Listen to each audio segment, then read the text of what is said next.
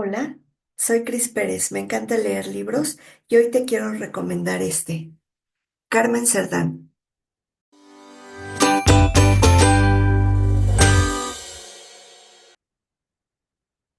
Este libro de Carmen Cerdán fue escrito por Marta Porras y María Alejandra Domínguez. Está editado por el Gobierno de Puebla y por el Instituto Cultural de Arte y Cultura. Es una edición del año 2016. Además, bueno, está basado en la biografía de Carmen Cerdán, pero en realidad se trata de una novela en donde Carmen Cerdán es el personaje principal y está acompañada por varias mujeres. Está escrito siguiendo las vidas de los cuatro personajes de manera paralela, es decir, hay un primer capítulo dedicado a Carmen Cerdán, un segundo capítulo dedicado a Tere de Velasco, que es la mejor amiga de Carmen Cerdán en la novela, porque es un personaje ficticio. Después tenemos el tercer capítulo dedicado a Lola Fuego, que es esta mujer que se dedica a la prostitución y que después se une al movimiento revolucionario. Y tenemos en cuarto lugar a Milagros Kovics, quien es una mujer curandera que se va vinculando con la vida de estas cuatro mujeres de alguna u otra manera. Entonces, podemos hacer una lectura del libro siguiendo la secuencia, es decir, comenzando por el capítulo uno, el capítulo 2, el capítulo 3, y esto nos va dando una lectura donde vamos saltando por la historia de estos cuatro personajes, es decir, leemos un capítulo donde el personaje central es Carmen Cerdán y después hacemos una pausa y nos vamos a meter a la vida de Tere de Velasco, hacemos otra pausa y nos metemos a la vida de Lola Fuego y en una cuarta pausa nos metemos en la vida de Milagros. Este, esta fue la forma como yo empecé a leer el libro. Sin embargo, cuando llegué a la segunda ronda de capítulos de cada una de ellas, es decir, al quinto capítulo, que me regresé a la vida de Tere de Velasco, la verdad es que me empecé a enganchar con la vida de cada una de ellas y yo quería seguir leyendo qué pasaba con ese personaje en específico. Entonces detuve la lectura secuencial y empecé a saltar entre capítulos porque yo quería ver cómo los pedacitos de la vida de los otros personajes me relataban parte de la vida de Carmen Cerdán.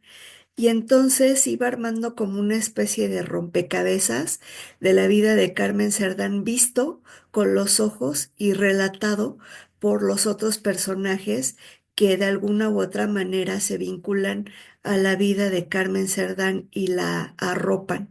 El texto está redactado de tal manera que te vas imaginando todo lo que va pasando y te enganchan las historias porque son sumamente dramáticas, divertidas, entrañables.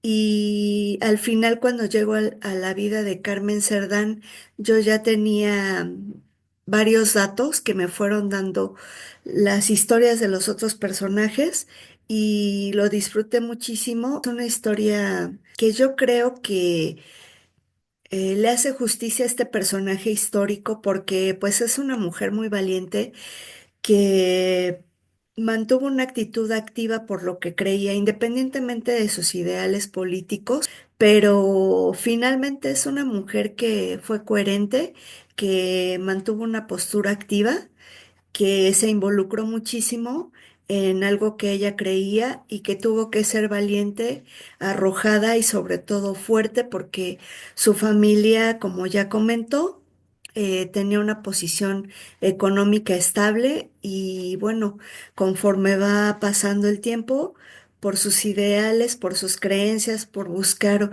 una mejor un mejor México, un mejor país, pues sacrificó muchísimas cosas de su vida personal, de su vida familiar y yo creo que al mismo tiempo también de alguna u otra manera su contexto le retribuyó, pero yo creo que la historia no tanto. Entonces, bueno, quisiera terminar este video leyendo algunos fragmentos que a mí me parecieron muy interesantes de algunos personajes de este libro. Por ejemplo, de Tere de Velasco, que como comento es una de las mejores amigas de Carmen Cerdán. Bueno, ella vive enfrente de la casa de los Cerdán en esta historia y tiene una dulcería, como comento, en la calle donde viven los hermanos Cerdán. Pues actualmente si nosotros visitamos Puebla, hay muchísimas dulcerías y la verdad es que con este libro, aparte de pensar en la vida de los personajes, también me imaginaba esa Puebla de principios del siglo XX, con esas porterías, con esas casonas con cantera, con esas calles adoquinadas, esos dulces típicos, rodeada de iglesias, etcétera. Entonces, por ejemplo, en este capítulo que se llama La Azucena, que es sobre el primer capítulo sobre la vida de Tere de Velasco, me puedo imaginar perfectamente este contexto. Dice, aquella mañana de sol claro y nimbos de alfeñique, Carmen Cerdán entró en la dulcería de Tere de Velasco, en la calle de la Portería de Santa Clara, con el ánimo sonriente. Se sentó en el sillón de terciopelo verde que daba la bienvenida a los visitantes. Le pidió a su amiga de la infancia un café de Coatepec. Lo quería de grano tierno, de la hacienda de los tres. Tenía un dulce toque de sabor tropical mezclado con tierra húmeda. Así lo comprobó Carmen, que era aficionada al café y sabía distinguir los cafés de altura. La dulcería de Tere de Velasco La Azucena era una de las más afamadas de Puebla. A través de las generaciones, los de Velasco habían mejorado las recetas originales de las fundadoras del establecimiento. Se rumoraba que dichas recetas estaban custodiadas bajo 7 llaves en una mítica caja fuerte. Aunque en La Azucena se vendían los mismos dulces que en otras tiendas de la calle, el toque secreto de especias orientales les daban un sabor distinto. Eran dulces maravillosos, hechos a pulso en enormes casos de cobre, batiendo con las dos manos hasta darle punto y que se viera el fondo del recipiente. Tortitas de Santa Clara, alfajores, turrones de coco, de piñón y de nuez, caracoles o gaznates con merengue, duquesas y muéganos, caballitos de panela, camotes sencillos y cristalizados con varias capas de azúcar, yemitas, marinas de nuez, glorias. Bueno, así sigue la redacción de este primer capítulo, donde nos platica qué pasa con Tere de Velasco. Hay un segundo capítulo de Tere de Velasco que es el que me empezó a enganchar. Esto nos habla del lugar donde vivía ella, pero Tere de Velasco era una chica que muy joven contrajo matrimonio con un hombre que era también joven y apuesto. Y bueno, pues nos da la idea de una mujer que tiene el ideal de casarse, formar una familia, tener una estabilidad, atender su dulcería y tener una vida de ama de casa. Tere de Velasco en el siguiente capítulo se convierte en la narradora. Entonces quiero leer un pedacito. Nunca voy a olvidar mi boda. A pesar de que han pasado más de 17 años, todavía puedo cerrar los ojos y verme ahí.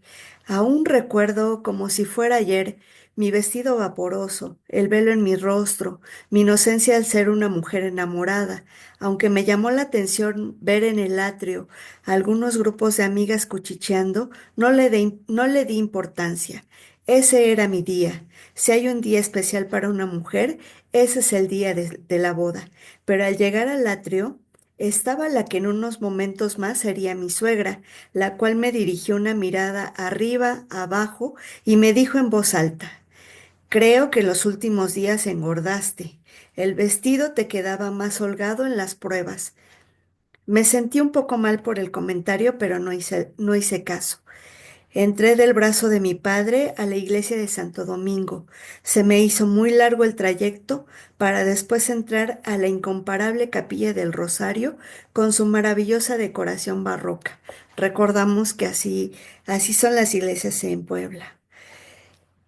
A cada paso sentía que me acercaba la felicidad con el que sería mi esposo, aunque como mal presagio sentía perder el aliento por el corsé de varillas tan apretado que mi madrina insistió en colocarme a la fuerza.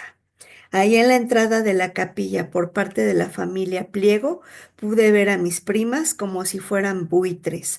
Por su parte, las tías Ana y Gaudencia me miraban con un dejo de lástima. ¿Por qué mirarían las tías de Tere de Velasco a Tere con un dejo de lástima? Bueno, pues esta historia se pone súper interesante porque le pasan un montón de cosas inimaginables a esta chica que solo quiere llevar una vida normal, ser una chica de casa, casarse con el hombre de sus sueños. ¿Y quién era Lola Fuego? Pues quiero leer un pedacito de este capítulo. Lola se miraba todos los días en el espejo de pocos centímetros que aún conservaba como único regalo de bodas de Aniceto con quien se había casado hacía 2 años. El espejito era rectangular con mango y marco de madera. Lola se veía bonita en él. Le gustaba su reflejo donde lucían labios gruesos y ojos profundos. Invariablemente, cada mañana usaba polvos de arroz para clarearse un poco la piel, así como untaba un poco de betabel en sus mejillas. Se trenzaba el cabello con delicadeza, como si peinara la mata de una reina. Las puntas remataban con listones de colores. Lola tenía suerte con los hombres. En su lugar de origen, las mujeres no se casaban por amor, ni las ricas ni las pobres, pero para ella no había sido difícil enamorarse. Si alguien la trataba bien y sabía darle placer, dejaba todo por aquella persona. Así le pasó con Aniceto y así le había pasado con el licenciado Valverde. Aniceto había muerto. Estaba bien enterrado en el Panteón San Juan de Río Blanco. Lo había puesto en una caja sencilla de pino, boca abajo, por órdenes de los federales. Fue considerado un traidor. Ni siquiera tuvo el privilegio de una bendición. Ella no pudo llorarle como hubiera querido y mucho menos hacerle un velorio decente. Los muertos de Río Blanco fueron tratados como la peste. Y más adelante, em, fíjense en esto. Lola solamente tuvo que caminar unas cuadras para presenciar el enjambre inmenso de moscas y la hinchazón violácea de aquellos cuerpos que 2 días antes habían sido obreros con esperanza. Le tomó algunas horas encontrar a su marido. Por suerte, estaba hasta arriba de un montón de cuerpos.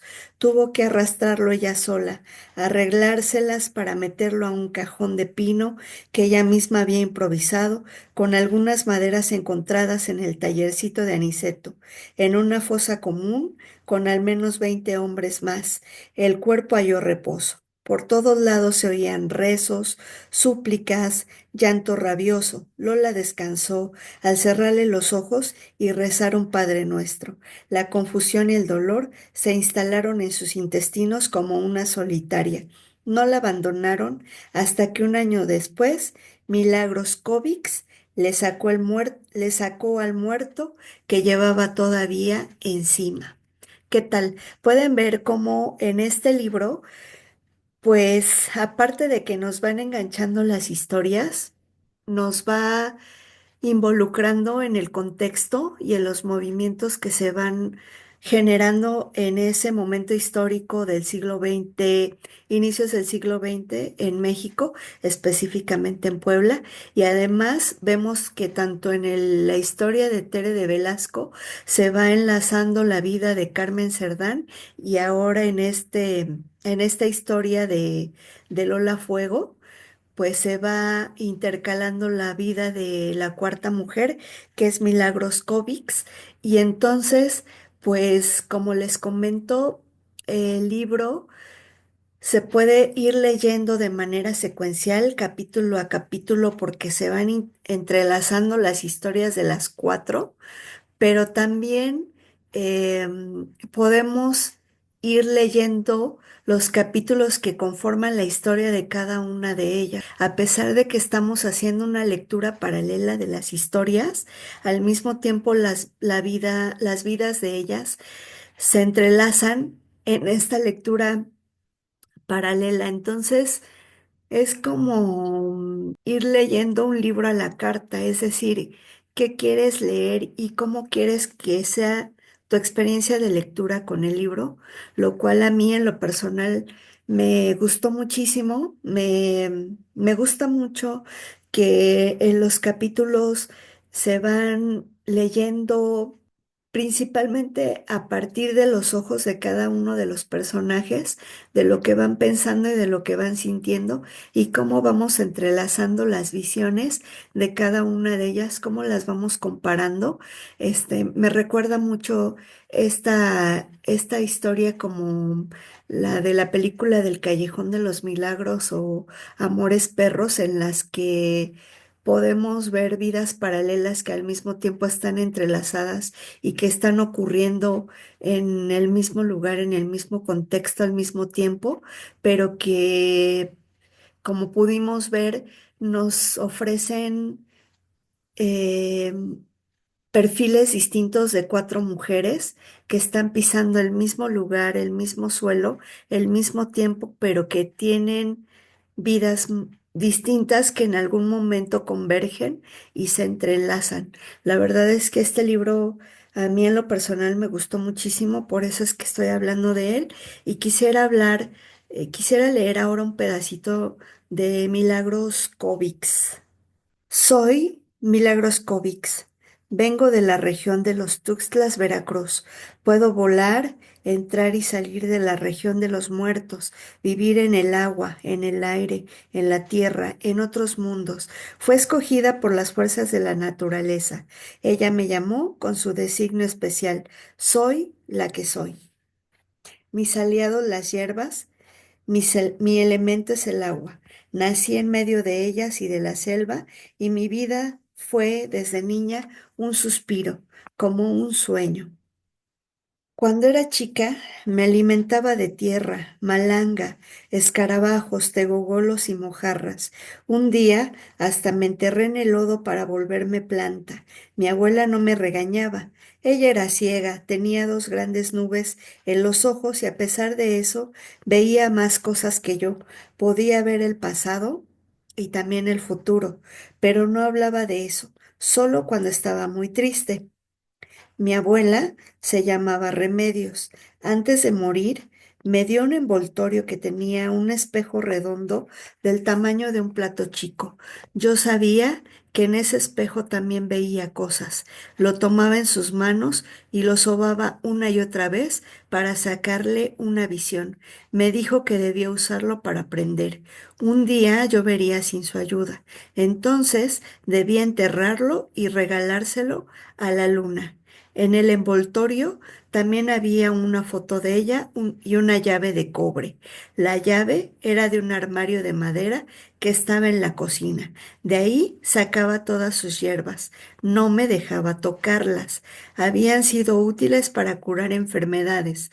Nos habían aliviado de todo, desde el mal de ojo hasta la brujería que le hicieron a mi abuelo y lo dejaron cojo por un tiempo. Me pidió que cuidara de él y que al morir le atara troncos y lo echara al lago. Ella debía ser enterrada. Mi deber era regar azúcar en su tumba. Él debía ser llevado por agua para llegar al mundo de los muertos porque había sido pecador y debía purificarse primero. Cuando muriera mi abuelo, yo debía quemar la casa.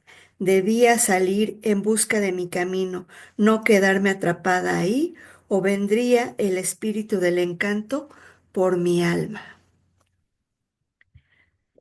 Es una curandera que llega a Puebla y bueno, pues se va relacionando con la vida de Carmen Cerdán. Quisiera leer un fragmento de, pues, de la historia de Carmen Cerdán.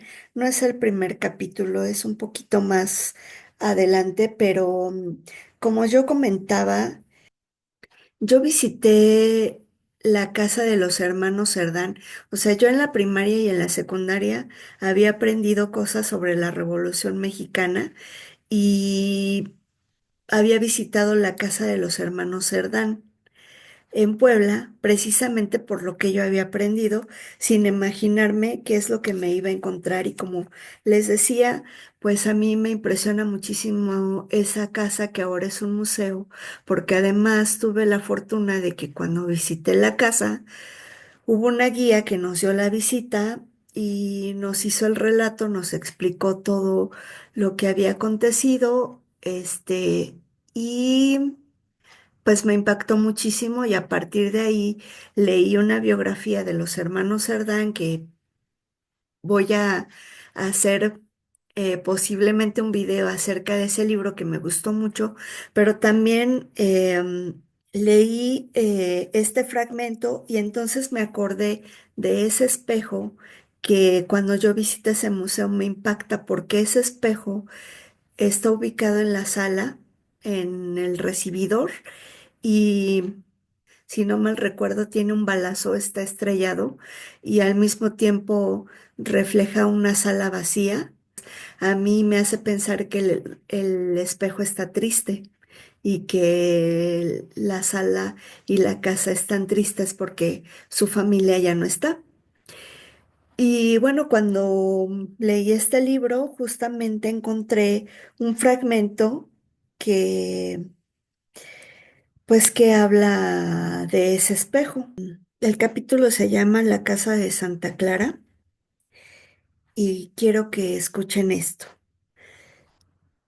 Me mudé a esta casa, propiedad de mi hermana Natalia y su marido, en la portería de Santa Clara número 4, cuando ya habían nacido mis sobrinos Manuel y Natalia. Sabían de mi entera devoción por los niños y yo podía ayudar a Natalia a educarlos. Desde que llegué a esta casa me sentí muy a gusto. Es muy espaciosa y cómoda. Mi cuarto tiene un balcón desde donde me asomo a ver la iglesia de Santa Clara. La calle es una de las más alegres de la ciudad. Hay muchas dulcerías que son la delicia de los compradores. En esta casa nacieron mis otros dos sobrinos, Carlos y José. Desde que llegué, me he volcado en su cuidado. No he parado de coser pañales, curar descalabros y tejer colchitas. Los cuatro juntos son un remolino de vida, como lo éramos mis hermanos y yo de niños. Bueno, sigue hablando de la gente que visita la casa, de cuando reciben a sus invitados y lo que preparan de comer en distintas festividades y meses del año, hasta que llegamos a noviembre. Y quiero que escuchen esto porque a mí me hizo un clic con esto que les comento de justo de ese espejo que, que lo tengo muy grabado, que yo visité en esa casa, porque dice aquí. En noviembre, como las festividades de Todos Santos coinciden con el cumpleaños de Aquiles, decidimos primero ir al panteón a rendir culto a mi padre y a mi abuelo. Después celebramos a Aquiles en la casa. Ponemos una gran ofrenda que se refleja en el enorme espejo de la sala, donde colocamos una mesa, sobre ella un mantel blanco y flores de cempasúchil y terciopelo y fruta de temporada, cañas, mandarinas, naranjas, guayabas y tejocotes. Además, Guisamos con anterioridad el mole, calabaza en tacha, tamales de mole, de dulce y de rajas, y el exquisito ponche, dulce único de esta región desde la época precortesiana, además de los dulces de calaveritas de azúcar con el nombre de cada uno de nosotros. Entre otras cosas, o sea, este fragmento a mí es de mis favoritos del libro porque me hace clic con una visita real, ¿no? O sea, cuando yo visito ese museo en específico, como les comento, está ese espejo con esa bala en un cuarto que se siente de luto y pensar que ese espejo reflejaba en un momento dado una ofrenda de muertos, ya no está más ese reflejo en el mundo real año con año. Sin embargo, queda ese recuerdo y queda, para mí, queda como esa muestra de respeto, de amor y de no olvido, de recuerdo en esa casa para siempre. Aunque ya no esté ese reflejo en la realidad, creo que esa esencia queda para siempre y me encanta que este libro tal vez es como una visión imaginaria, tal vez no era así, tal vez sí, no lo sé, porque es una novela. Sin embargo, yo agradezco a las autoras y agradezco mucho que aparezca este fragmento porque es de mis favoritos. O sea, hay muchos fragmentos que me encantan, pero este fue así como boom, como algo que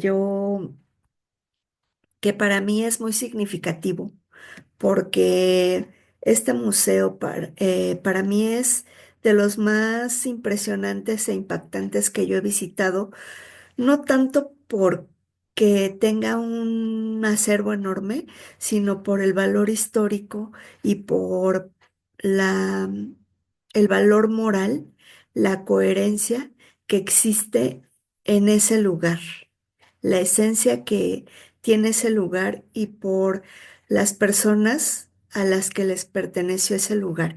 Y así como estos fragmentos que he leído, el libro está plagado de referencias, de cosas, de historias que la verdad es que a mí me encantaron y que me imagino en una película.